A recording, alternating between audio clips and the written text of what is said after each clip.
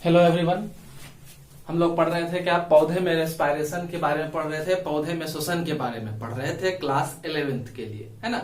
तो class 11th के लिए हम लोगों ने पहला वीडियो जो बनाया उसमें क्या था, इंट्रोडक्टरी था। उसमें आप लोगों को बताया गया कि रेस्पायरेशन क्यों जरूरी है, किस लिए जरूरी है। दूसरा वीडियो जो था वो ग्लाइकोलाइसिस के लिए था, पूरा ग्लाइकोलाइसिस उसमें डिटेल में है। अगर आपने चैनल को सब्सक्राइब नहीं किया है तो चैनल को सब्सक्राइब कर लेंगे, बेल आइकन बटन दबाएंगे, जिससे कि आपको हमारे चैनल के सारे नोटिफिकेशंस जो है वो लगातार मिलते रहे, है ना।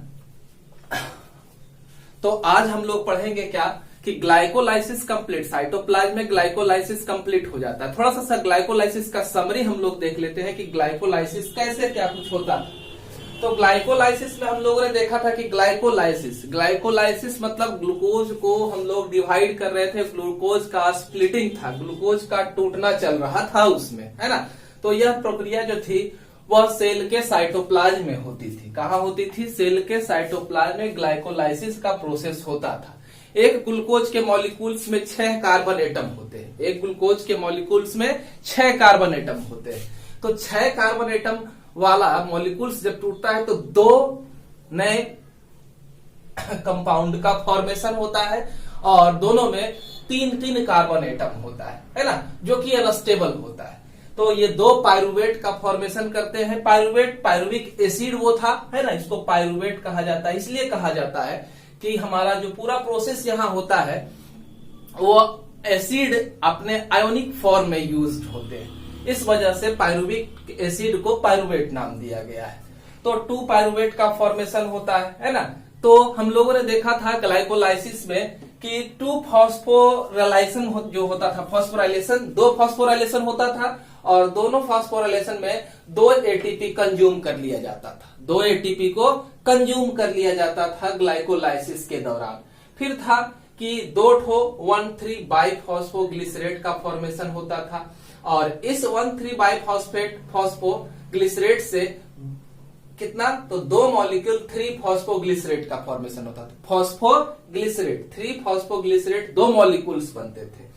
तो 3 फॉस्फोग्लिसरेट बनने के समय 2 एटीपी का फॉर्मेशन होता था। क्या होता था कि इस समय 2 एटीपी का फॉर्मेशन होता था। किस समय? तो जब हमारा फॉस्फोग्लिसरेट से 3 फॉस्फोग्लिसरेट का फॉर्मेशन होता था, तो उस समय 2 एटीपी का फॉर्मेशन होता था। फिर था कि फॉस्फोइनोल पायरुवेट, इनोल पायरुवेट में कन्वर्ट होता था, तो उस समय 2 एटीपी का फॉर्मेशन होता था, ठीक है। और इस तरह से यहाँ 2 एटीपी कंज्यूम हो गया था, तो टोटल हमारा 4 बना अभी तक और उसमें से 2 कंज्यूम हो गया तो 2 बचा था, है ना। तो इस तरह से कह सकते हैं कि 4 एटीपी से 2 का नुकसान हुआ, तो 2 एटीपी का हमें शुद्ध लाभ हुआ ग्लाइकोलाइसिस के दौरान, है ना। ग्लाइकोलाइसिस के दौरान हमें 2 एटीपी का शुद्ध लाभ हुआ। उसके अलावा हमारा 1,3 बाइफॉस्फोग्लिसरेट जो है 2 मॉलिक्यूल बनता था, है ना। बाइफॉस्फोग्लिसरेट 2 मॉलिक्यूल बनता था। उस समय क्या होता था कि 2 हाइड्रोजन परमाणु भी मुक्त होते थे। एक 1,3 बाइफॉस्फोग्लिसरेट से 2 हाइड्रोजन, तो 2 मॉलिक्यूल 1,3 फॉस्फोग्लिसरेट था, तो टोटल 4 हाइड्रोजन और टोटल 2 इलेक्ट्रॉन एक से, तो टोटल 4 इलेक्ट्रॉन जो है 2 से बनेगा। तो इस तरह से ये 2 हाइड्रोजन जो थे वो कहां चले जाते थे? ईटीएस में, इलेक्ट्रॉन ट्रांसपोर्ट सिस्टम में। और इलेक्ट्रॉन ट्रांसपोर्ट सिस्टम में इससे 2 हाइड्रोजन 3 एटीपी बना सकता था, 2 हाइड्रोजन 3 एटीपी, तो टोटल 4 हाइड्रोजन वहां ईटीएस में पहुंचा था। तो इसलिए टोटल जो है 6 एटीपी का फॉर्मेशन हमारा हुआ था ईटीएस में। तो देख रहे हैं कि ग्लाइकोलाइसिस के दौरान, ग्लाइकोलाइसिस प्रक्रम में हमारा 2 एटीपी बना और बाकी 6 एटीपी जो है, जो ग्लाइकोलाइसिस के दौरान हाइड्रोजन रिलीज हुए वो ईटीएस में गए और ईटीएस ने उनसे 6 एटीपी का फॉर्मेशन कर दिया।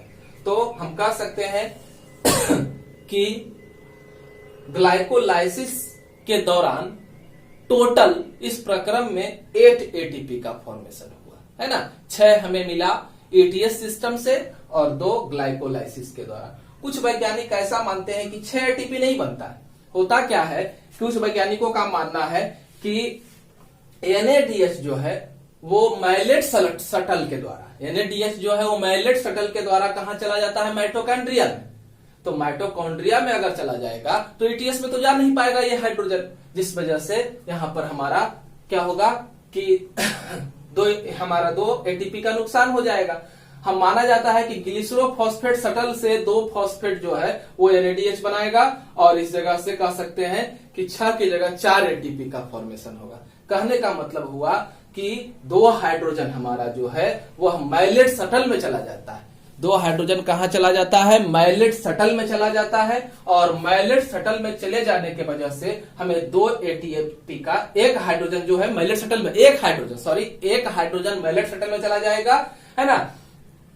तो इस वजह से हमें 2 एटीपी का नुकसान हो जाएगा, है ना। और इस तरह से कह सकते हैं कि हमें 6 की जगह, है ना। लेकिन कुछ लोगों का मानना है, टोटल लोग मानते हैं कि 38 एटीपी का फॉर्मेशन होता है पूरे प्रोसेस के दौरान।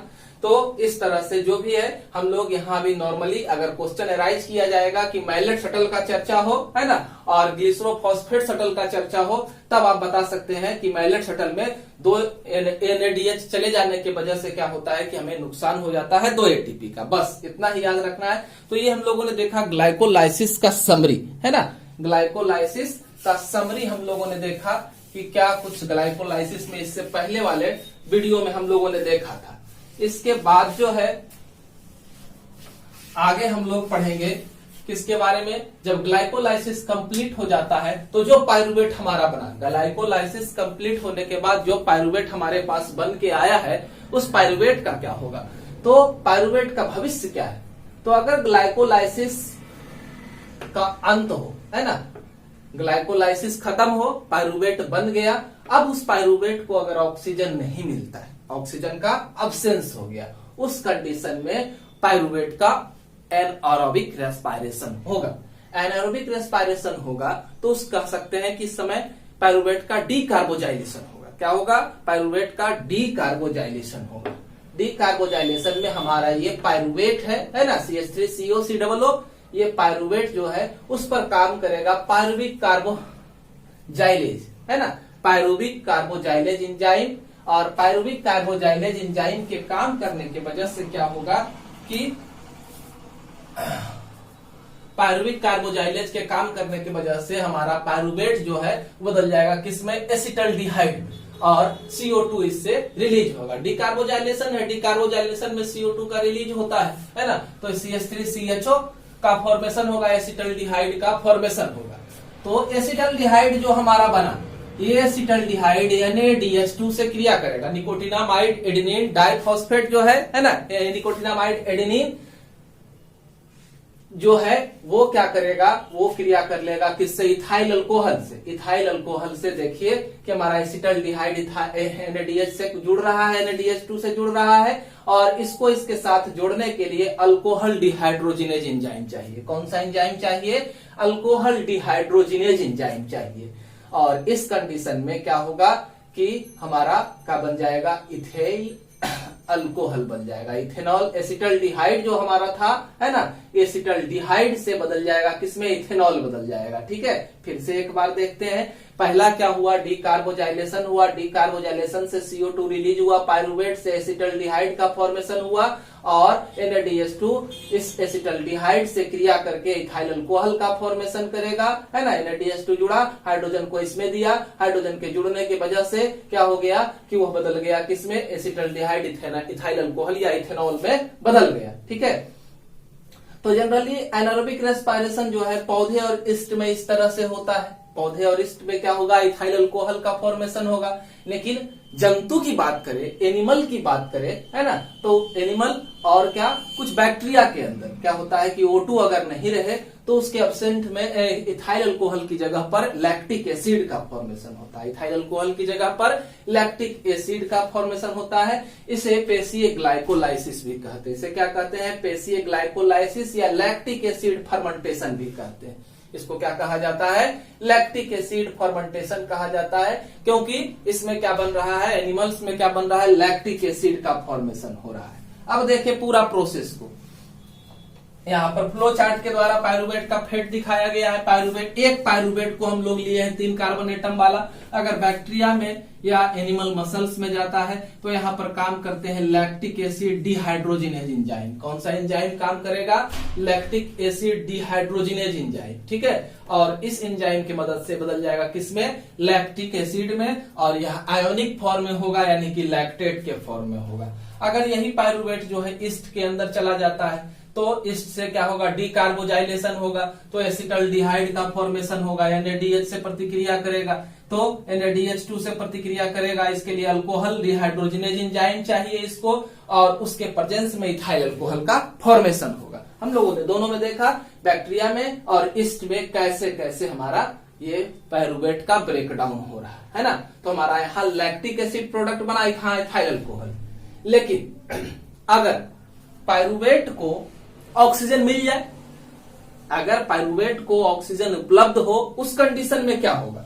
तो ऑक्सीडेशन ऑफ पायरुवेट होगा, है ना। क्या होगा? ऑक्सीडेशन ऑफ पायरुवेट होगा, यानी कि एरोबिक रेस्पायरेशन होगा। क्या होगा?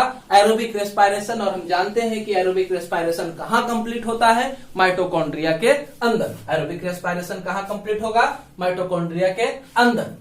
अब हम लोग आगे चलते हैं, पायरुवेट का ऑक्सीकरण वायवीय श्वसन को देखते हैं। तो जब ग्लाइकोलाइसिस के बाद यहां तक कंप्लीट हो गया तो पायरुवेट साइटोप्लाज्म से निकल करके कहां चला जाएगा? माइटोकॉन्ड्रिया के अंदर। इसमें क्या होगा? इसमें इसका ऑक्सीडेशन विभिन्न स्टेप में माइटोकॉन्ड्रिया के मैट्रिक्स में होता है। क्या होगा कि इस चीज का अब ऑक्सीडेशन माइटोकॉन्ड्रिया के अंदर होगा। जो भी H+ आयन का स्थानांतरण होगा, है ना, वो H आयन इलेक्ट्रॉन के, H आयन के साथ इलेक्ट्रॉन आणविक ऑक्सीजन के द्वारा ग्रहण कर लिया जाता है। H आयन को ऑक्सीजन के प्रेजेंस में, है ना, कौन ग्रहण कर लेगा? इलेक्ट्रॉन को ग्रहण कर लेगा कौन? ऑक्सीजन। और इसी से क्या होता है? H+ आयन के प्रेजेंस में एटीपी का फॉर्मेशन होता है ना। ये कहाँ होता है? एटीपी का फॉर्मेशन कहाँ होगा? तो हमारा क्रिस्टी जो था उसके इनर वॉल में, इसका माइटोकॉन्ड्रिया के अंदर इनर वॉल में क्या होगा? एटीपी का फॉर्मेशन होगा। हम जानते हैं कि पायरुवेट में 3 कार्बन एटम, 3 कार्बन एटम जो है काफी लार्ज अमाउंट में ऊर्जा को रखता है, ठीक है। तो मुक्त O2 के प्रेजेंस में इसका क्या होगा? पायरुवेट का उपचयन होगा। पायरुवेट का क्या होगा? उपचयन होगा, और इसके वजह से CO2 रिलीज होगा। क्या होगा? CO2 रिलीज होगा, और CO2 जब रिलीज हो जाएगा तो 3 कार्बन एटम में से CO2 निकल गया, तो यहाँ पर तो 2 ही कार्बन बचा, है ना। तो 2 कार्बन एटम वाला एक नया प्रोडक्ट का फॉर्मेशन होगा, जिसको क्या कहेंगे? एसिटिक अम्ल कहा जाएगा। क्या कहा जाएगा? एसिटिक अम्ल कहा जाएगा, ठीक है। क्या बनेगा? एसिटिक अम्ल। अब यही एसिटिक अम्ल जो है ऑक्जेलो एसिटिक एसिड के साथ जुड़ करके आगे का काम करेगा। तो इससे पहले हम लोग देखें कि क्या कुछ होता है। ये एसिटिक अम्ल जो है एसीटेट के फॉर्म में है। एसिटिक अम्ल जो है वो किस में होगा? एसीटेट के फॉर्म में होगा। तो अब एसीटेट के फॉर्म में जब है तो एसीटेट जो है माइटोकॉन्ड्रिया में मौजूद रहेगा पहले से कोएंजाइम ए। माइटोकॉन्ड्रिया में पहले से मौजूद है कोएंजाइम ए। अब एसीटेट कोएंजाइम ए से जुड़ जाएगा और एसिटाइल कोएंजाइम ए का फॉर्मेशन करेगा, है ना। इस क्रम में भी क्या होता है कि 2 हाइड्रोजन मुक्त होता है। जब ये जुड़ रहा होता है तब भी क्या होता है? 2 हाइड्रोजन मुक्त होगा, और वो भी कहां चला जाएगा? ETS में। हाइड्रोजन हमेशा कहां जाएगा? ETS में जाएगा, इलेक्ट्रॉन ट्रांसपोर्ट सिस्टम में, और वहां जाकर के ये ATP का फॉर्मेशन करेगा, ठीक है। 2 हाइड्रोजन है तो 2 से 3 ATP का फॉर्मेशन होता है, ठीक है। उसके बाद एसीटेट को, ऐसी कोई इक्वेशन में हम लोग एंजाइम के साथ जोड़ दिए हैं। एसीटेट जो है कोएंजाइम ए के साथ जुड़ेगा। जुड़ने के लिए पायरुवेट डिहाइड्रोजिनेज एंजाइम चाहिए। कौन सा एंजाइम चाहिए? पायरुवेट डिहाइड्रोजिनेज एंजाइम चाहिए, है ना। और इसके साथ जुड़ जाएगा। जुड़ने के बाद जो है 2 हाइड्रोजन मुक्त हुआ, एसिटाइल कोएंजाइम ए बन गया। अब ये एसिटाइल कोएंजाइम ए आगे जाएगा और ऑक्जेलो एसिटिक एसिड वगैरह जो भी है। अब हम क्रेब्स साइकिल को देखेंगे इसके बाद, है ना, कि क्रेब्स साइकिल में क्या कुछ होता है। धन्यवाद।